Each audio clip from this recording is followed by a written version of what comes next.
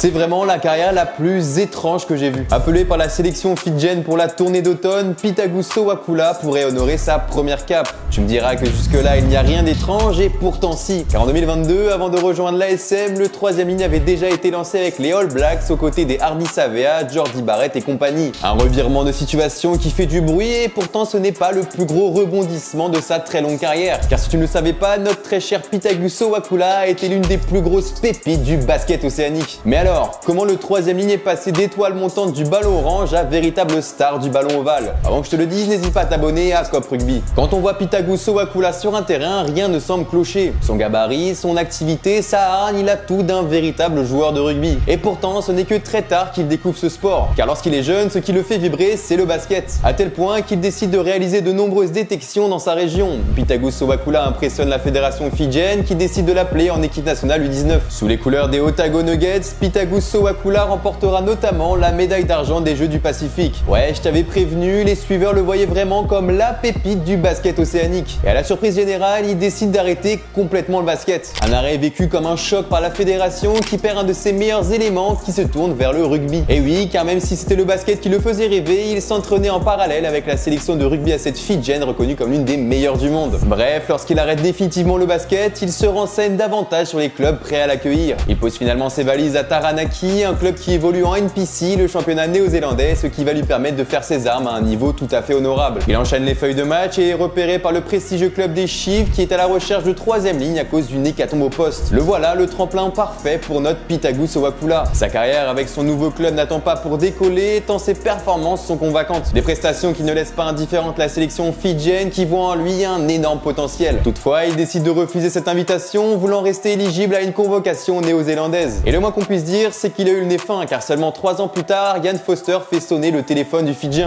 Juste finaliste du Super Rugby Aotearoa, Pitagu Sowakula honore cet été là 2 capes avec le 15 de la Fougère. On voit en lui la relève d'un certain Kieran Reid et pourtant il ne restera pas très longtemps au bercail. Seulement 4 mois après sa première cape avec les Blacks, il est approché par Clermont qui cherche à remplacer Arthur Ituria. Le club auvergnat lui présente un projet difficile à refuser, d'autant plus que sa copine se voit offrir un contrat avec l'équipe féminine. Bref, l'offre est en or, mais il le sait, il tire plus ou moins un trait sur de futures sélections avec la Fougère. À Clermont, il s'impose comme un titulaire incontesté et séduit les supporters par son jeu ballon en main. Des bonnes performances qui lui permettent d'avoir les faveurs de Mike Byrne, actuel sélectionneur des Fidji. Étant donné qu'il a respecté le délai de 3 ans sans sélection, le Fidjien peut être appelé par son pays d'origine. Une histoire complètement folle qui semble sortie tout droit d'une fiction. Mais alors toi, que penses-tu de Pitagu Sowakula? Dis-le moi dans le commentaire et si tu as kiffé, n'hésite pas à t'abonner à Cop Rugby.